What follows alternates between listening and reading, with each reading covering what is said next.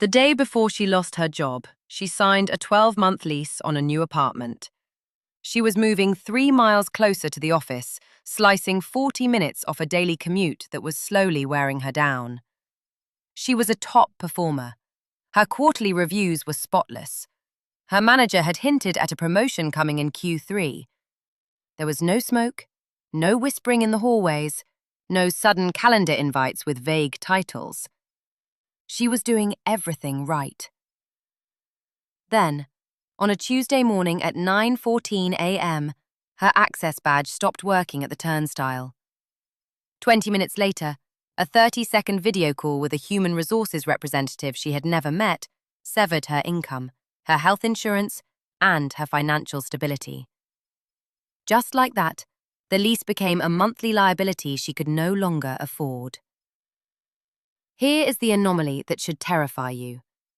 By every traditional metric taught in economics textbooks, this shouldn't be happening. We are told the labor market is stable. Official statistics show an unemployment rate hovering around 4.2%. On paper, the US economy added 57,000 payroll jobs in June 2026. The national layoff and discharge rate sits at a pristine, historical low of 1.1%. If you look purely at the high-level data, there is no recession. There is no catastrophic crash. There is no structural collapse.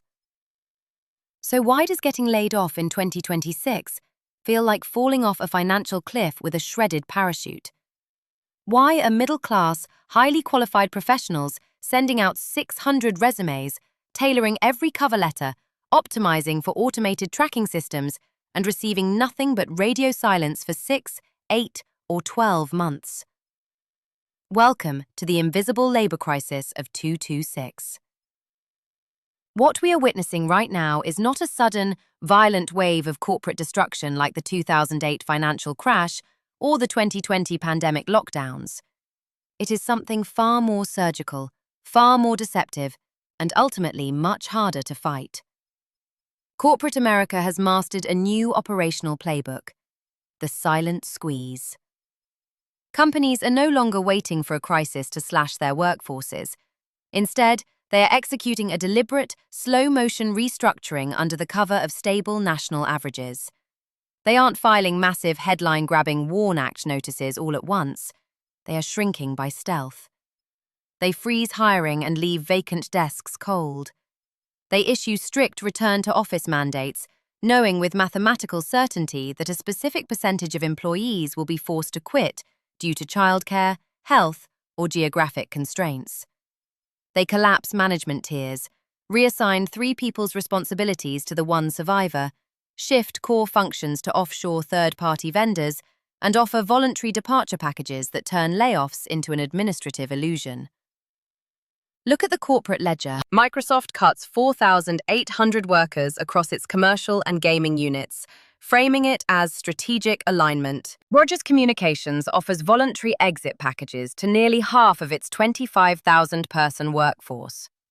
Walmart relocates or eliminates 1,000 corporate tech roles while consolidating design teams onto unified platforms.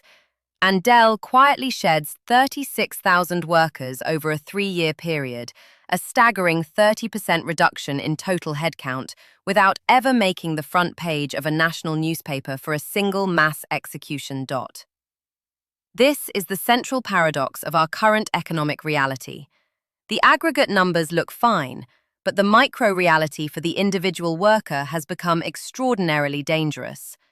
The rules of corporate survival have been rewritten behind closed doors. The danger isn't just that you might lose your job tomorrow morning. The real danger, the trap that is waiting for millions of unsuspecting white-collar professionals, is what happens on day 2, day 30, and day 180, when you realize the exit doors are wide open, but the entry doors have been welded shut. To understand how the American job market arrived at this structural friction, one must examine the divergence between aggregate economic indicators and microeconomic reality. The current condition is not the result of a sudden systemic shock, but rather the culmination of strategic realignments initiated across major corporate sectors over the past 3 fiscal years.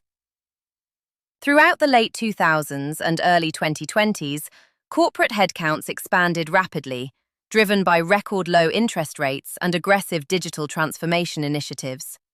However, as the Federal Reserve raised the benchmark federal funds rate to fight inflation, the cost of capital increased significantly. By 2024 and 2025, corporations faced intense pressure from institutional investors to optimize profit margins, reduce operational overhead, and reallocate capital toward emerging technologies, particularly artificial intelligence and automated infrastructure.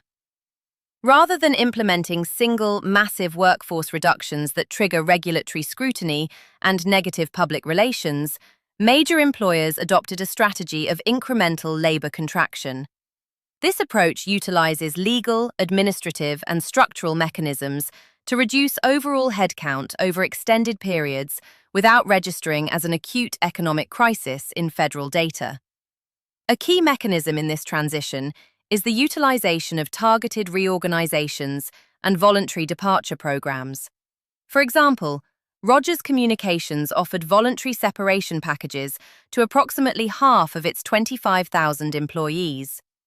Because eligibility for a voluntary departure does not equate to an immediate mass termination, the action avoids the standard classification of a mass layoff event in quarterly reporting, despite achieving a substantial reduction in personnel. Similarly, Dell Technologies provides a documented case of sustained, non-headline labor force reduction. According to corporate regulatory filings, Dell operated with 11,000 fewer employees than in the previous year, and 36,000 fewer employees compared to 3 years prior. This represents a total workforce reduction of approximately 30%. The contraction occurred not through a single catastrophic announcement, but through a combination of sustained hiring freezes, performance-based exits, natural attrition, and organizational restructuring. Retail giant Walmart executed a comparable strategy by consolidating its technology, product, and design operations around unified platforms. This structural shift resulted in the relocation or termination of approximately 1,000 corporate positions. Company memos cited operational speed, platform efficiency, and streamlined decision-making as the primary drivers, illustrating how corporate restructuring can permanently eliminate roles without attributing the cause directly to automated replacement. Federal data from the Bureau of Labor Statistics illustrates the complexity of this economic landscape. In June 2026, the national unemployment rate held steady at 4.2%, with total non-farm payroll employment increasing by 57,000 jobs. On the surface, these metrics suggest continued labor market stability.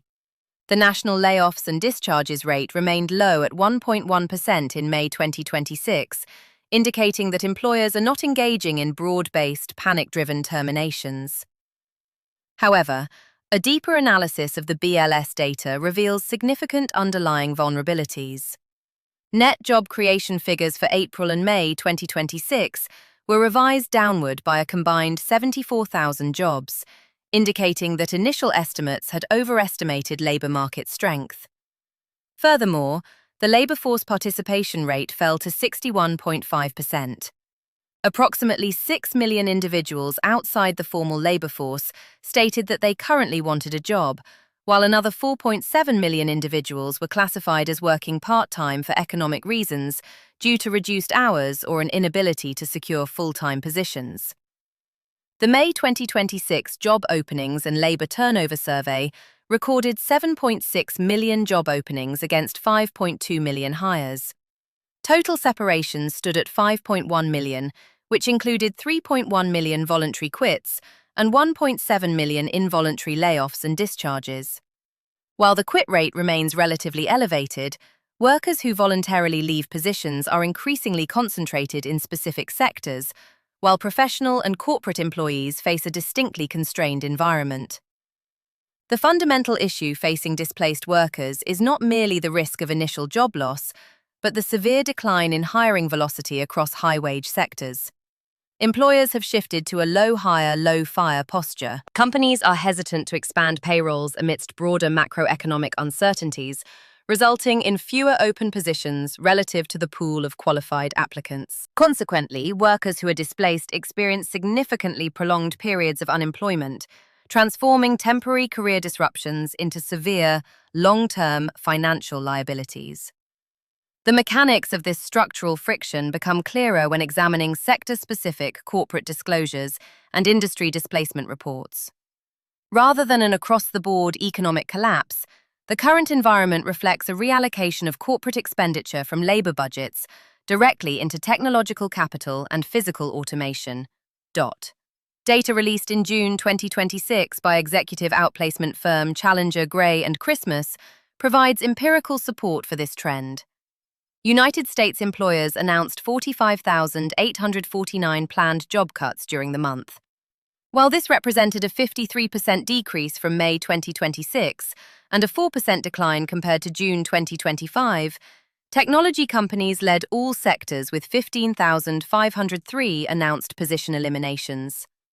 This brought total tech sector announcements for the first 6 months of 2026 to 139,156, an 83% increase over the same period in 2025.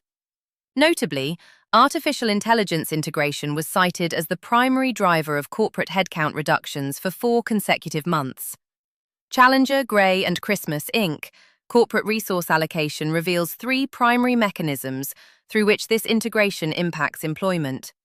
First, task automation directly replaces routine administrative, coding, customer service, and drafting functions. Second, capital substitution diverts operating budgets away from headcount expansion to fund data center infrastructure, specialized hardware, and software licensing costs. Third, organizational expectations shift toward requiring smaller core teams to manage automated workflows, increasing the output demands on remaining personnel. At Microsoft, company leadership framed workforce adjustments as part of an ongoing operational transformation across its commercial and Xbox divisions, directly linking workforce modifications to evolving organizational needs and automated workflow capabilities. While the company did not state that artificial intelligence performed every duty previously handled by the 4,800 affected employees, the restructuring explicitly prioritized technical systems over administrative layers. The International Labour Organization provides a broader perspective on this dynamic. In its 2026 structural assessment, the organization concluded that generative artificial intelligence is more likely to alter specific job tasks, skill requirements, and working conditions than to trigger immediate, comprehensive workforce replacements. However, when executives operate under the assumption that automated tools permit leaner operations, job creation slows even if outright terminations remain moderate. This operational shift extends beyond administrative and office settings into heavy manufacturing and industrial logistics. At General Motors' Factory Zero assembly plant in Detroit, Michigan, the automaker reduced its workforce by over 1,000 employees while introducing 50 collaborative robots into the production line. United Auto Workers Local 22 President James Cotton publicly criticized the move, characterizing the deployment of automated systems during workforce reductions as a direct threat to union employment. In response, company representatives stated that the collaborative robots were installed to improve workplace safety, enhance ergonomics, and manage repetitive assembly tasks alongside human workers. India Times. In the international automotive sector, Volkswagen Group, which employs approximately 657,000 people globally, faced internal proposals outlining potential workforce reductions of up to 15%, representing approximately 100,000 positions, alongside the prospective closure of 4 German manufacturing plants. These proposals expanded upon an earlier framework targeting 50,000 position reductions in Germany by 2030. While company leadership did not confirm the 100,000 figure, internal strategy documents cited rising operational expenses, intense competition from foreign electric vehicle manufacturers, and capital requirements for digital transformation as primary pressures. KuCoin. The broader macroeconomic environment reflects these localized conflicts. The Federal Reserve's July 2026 Beige Book reported varied labor market conditions across its 12 districts. 5 districts recorded modest employment gains, while 7 districts reported little to no change in overall payroll levels. While specialized technical, construction, and healthcare roles faced persistent labor shortages, regional reports highlighted growing employer caution. The New York Federal Reserve District noted modest employment growth driven by selective expansion. Conversely, the Atlanta District reported flat to declining headcount, with employers relying primarily on natural attrition rather than replacement hiring. San Francisco noted stable overall staffing paired with selective hiring freezes, while Philadelphia recorded slight net employment declines. This divergence creates a localized low-hire, low-fire equilibrium. Employers hesitate to expand payrolls due to policy, cost, and economic uncertainties, while employees defer voluntary resignations due to reduced market opportunities. Consequently, high-wage office, technology, and managerial workers experience longer search durations, lower job